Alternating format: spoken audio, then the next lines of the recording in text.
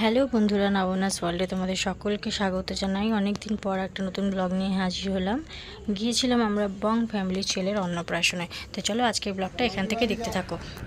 Plan ছিল আমাদের মেট্রোতে যাব, কিন্তু মেয়ের শরীরটা একটু খারাপ থাকতে ডক্টরের কাছে গেছিলাম। সর্দি হয়েছিল ওর, তো ডক্টর দেখিয়ে এসেছি। তারপর ওকে স্নান করিয়ে খাওয়াতে এত লেট হয়ে গেছিলো, আমরা ইন ড্রাইভে ক্যাব বুক করে ঝটপট ওখানে চলে যাওয়ার জন্য বেরিয়ে পড়লাম। দেখো ক্যাবে আমরা উঠে গেছি। এবার সন্দীপ ওটিপি দিচ্ছে ড্রাইভারকে।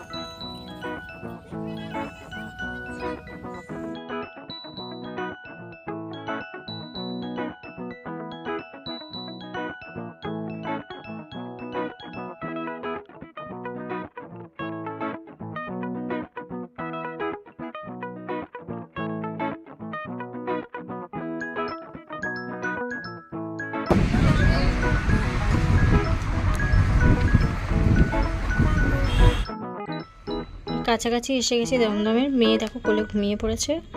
আর আমরা এবার নামবো আর 10 মিনিটের মধ্যে। এটা হচ্ছে দমদম স্টেশন রোড। অনুষ্ঠানটা ছিল প্রাইভেট রোডে, তাই দমদম অবধি বুকিং করিনি, একদম প্রাইভেট রোড অবধি করেছি। ওখান থেকে নেমে 2 মিনিটের হাঁটা পথ।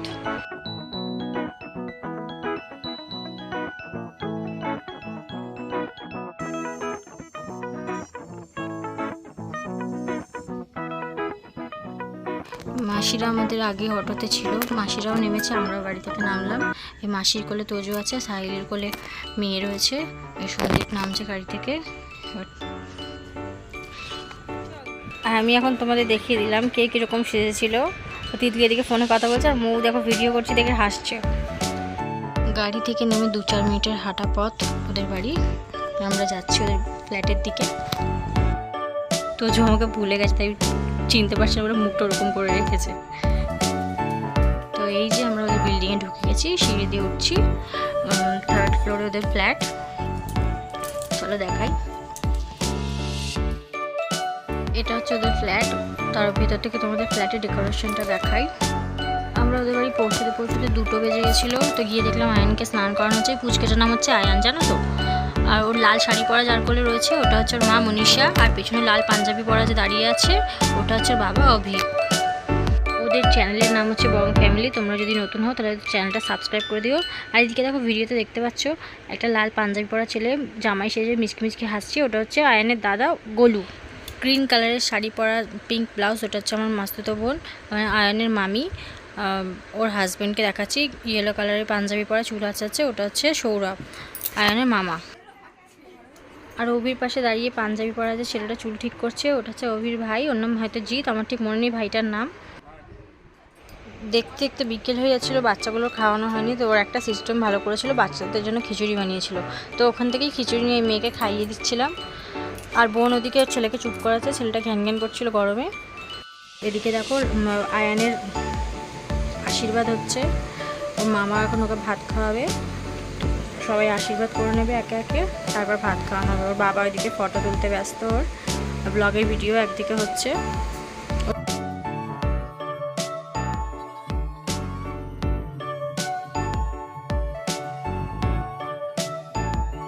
দাদাই, ঠাম্মি, বড় ঠাম্মি সবাই একে একে আশীর্বাদ করছে। এরপর আয়ানকে প্রথম ভাত খাওয়ানো হবে।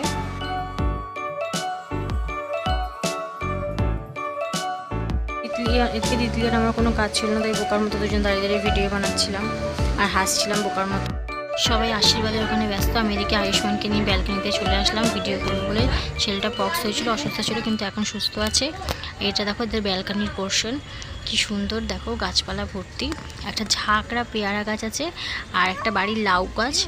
ওই পেয়ারা গাছটা নিয়ে পুরো ছাদ জুড়ে উঠেছে, দেখতে পাচ্ছ তোমরা? পেয়ারা গাছের ডাসা ডাসা পেয়ারা হয়েছিল, কিন্তু ওটা পারা যাবে না। আর ওদের ব্যালকনিতেও দেখো একটা অ্যালোভেরা গাছ লাগানো রয়েছে, বেশ বড় সড়ো।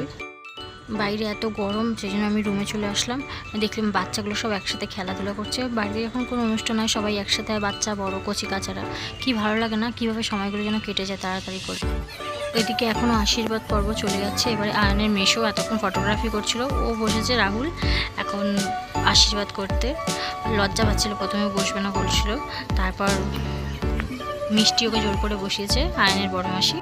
রুমে এখন বাচ্চা পার্টি চলছে মালতী মাসি গানে, তো সব বাচ্চারা এখন নাচবে এই গানটায়। আর আমার মেয়েদিকে বিরাজের মুখের দিকে তাকিয়ে দেখছে, বিরাজ গান করছে। রিচুয়ালস শেষ হতে হতে 4টে বেজে গেছিলো। ওদিকে ছেলেরা সব খেতে বসে গেছে, কারণ অনেক লেট হয়ে যাচ্ছে। ওদিকে আমি ভিডিও বানাচ্ছিলাম বলে জিৎ আর অভি হাসাহাসি করছিল। ওরা সবসময় এরকমই করে, ফাজিল একটা।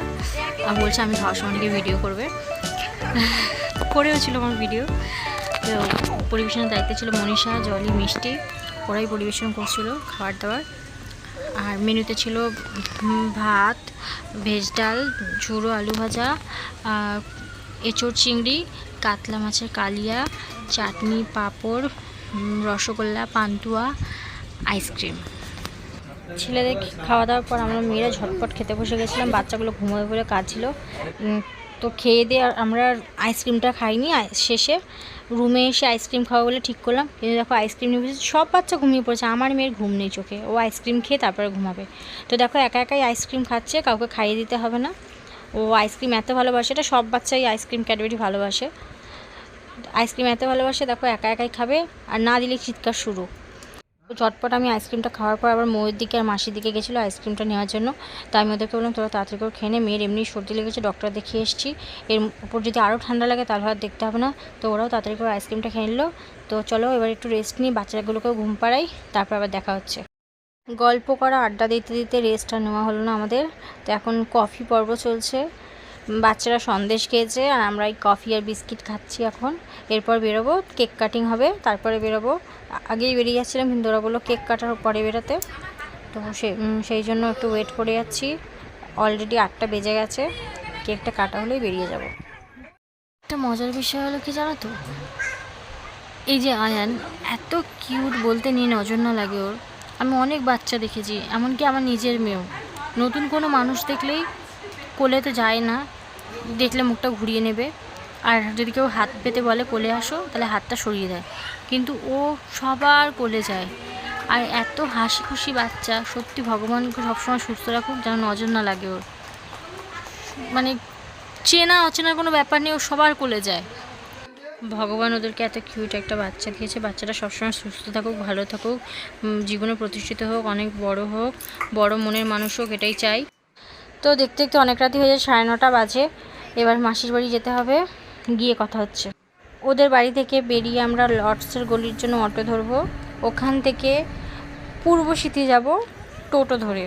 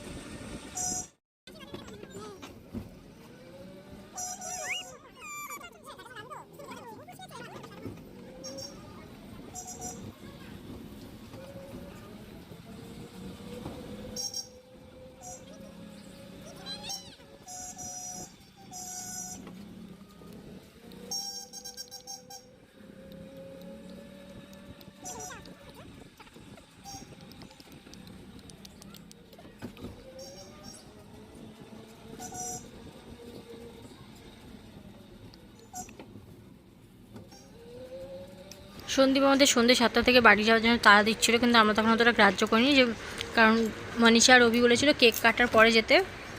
বোনেরাও রিকোয়েস্ট করছিল থাকার জন্য, তো আমরা ভাবলাম কেক কাটিংয়ের পরেই যাব। কিন্তু সন্দীপ আসল ঘটনাটা জানতো, বড় ভাই রাজা ও কাজের জন্য রাই সেরিমনি প্রোগ্রামে যেতে পারেনি। তো বাড়িতে সন্ধ্যাবেলা এসে দেখছে তালাটা কেউ ঠুকলে যেমন হয়, হাতুড়ি দিয়ে ঠুকলে সেরকম গর্ত গর্ত হয়ে রয়েছে। ফোন করে ভাই বলল যে নিশ্চয়ই চোর এসেছিলো, তালা ভাঙার চেষ্টা করেছে, মাকে বলো তাড়াতাড়ি বাড়ি আসতে। কিন্তু সন্দীপ তখন আমাদের কাউকে বলেনি, কারণ আমরা সবাই টেনশন করবো, মুড অফ হয়ে যাবে সেই জন্য। তো আমরা যখন লর্ডসের গড়িতে আসলাম টোটো ধরবো বলে, তখন সন্দীপ সবাইকে বলতে আমরা একটু টেনশন করছিলাম, বিশেষ করে মাসির খুব টেনশন ছিল যে বাড়ি থেকে সব চুরি হয়ে গেল কিনা। কিন্তু শেষ পর্যন্ত দেখলো কিছুই চুরি হয়নি, চোর শুধু তালাটা ভাঙার চেষ্টা করছিল। যাক, ভগবান এইবারের মতো বাঁচিয়ে দিয়েছে, মাসিদের কোনো ক্ষতি হয়নি। তো তারপরে মনটা যাই হোক আমাদের হালকা হলো অনেকটা। সারাদিন দৌড়ঝাঁপ হাসি মজা করতে করতে কী সুন্দর দিনটা কাটলো আজকে। এখন রুমে গিয়ে ফ্রেশ হব, তারপর রাতে রান্নার চিন্তা হবে, কি করা যায় দেখি, সবাই মিলে ডিসাইড করব। তো চলো, আমরা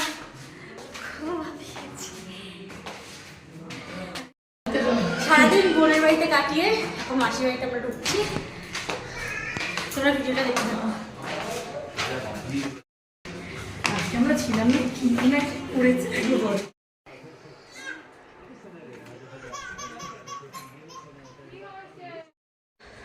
মেয়ে এসে এক ঘুম দিয়ে খেলা শুরু করে দিয়েছে, আর তোজোর ঠাকুমার কোলে রয়েছে।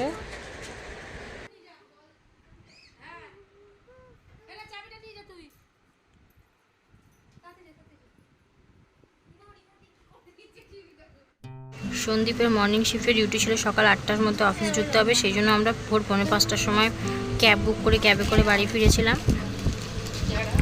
খুব টায়ার্ড ছিলাম, সারা রাত ঘুম হয়নি। মেয়ে তো ঘুমোচ্ছিলই, কিন্তু আমি আর সন্দীপ একদম ঘুমাতে পারিনি বাড়ি আসার তাড়ায়। তো সন্দীপ গাড়িতে উঠে গাড়ির মধ্যে ঘুমিয়ে পড়েছিল, আর আমি রাতের ভিউ দেখতে দেখতে ফিরছিলাম, রাতে না সরি ভোরের ভিউ দেখতে দেখতে বাড়ি ফিরছিলাম।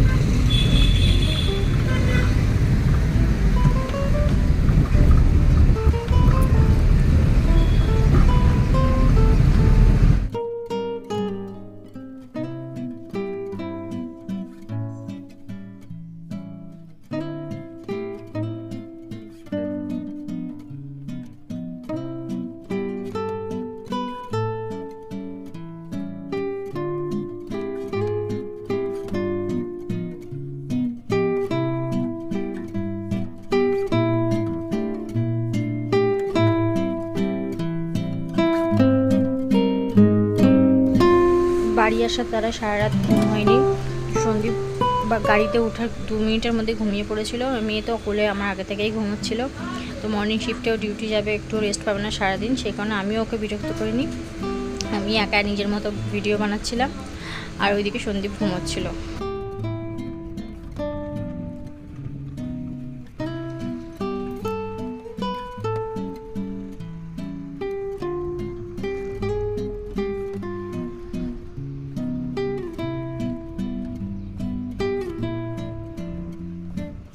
ভোরের ভিউ দেখতে দেখতে আমি তো বেশ আসছিলাম, হঠাৎ করে একটা বাসের দিকে চোখ পড়লো। বাসটা দেখো এত সুন্দর, ভেতরের ভিউটা দারুণ ছিল দেখার মতো। তো আমি দু চোখ করে দেখছিলাম, আর ওটা ক্যাপচারও করে নিলাম তোমাদের দেখাবো বলে।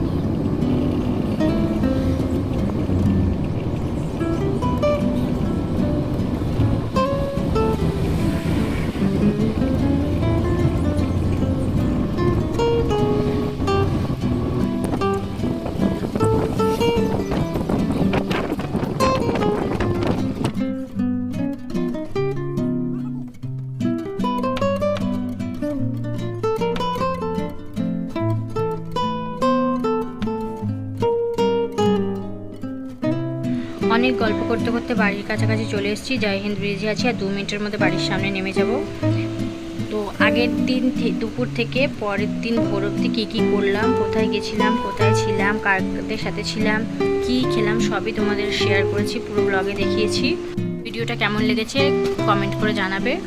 আজকের ব্লগটা এতটাই থাকবে, আবার নতুন একটা ব্লগ নিয়ে হাজির হবো কোনো দিন, সেটা কালকেও হতে পারে। ছোট মেয়ে আমার ভীষণ দুষ্ট, আমি ওকে সামলে ব্লগ কন্টিনিউ করতে পারি না। তো যদি ভিডিওটা ভালো লাগে লাইক কমেন্ট করে দিও প্লিজ, চ্যানেলটা সাবস্ক্রাইব করে দিও। আজকের মতন টাটা।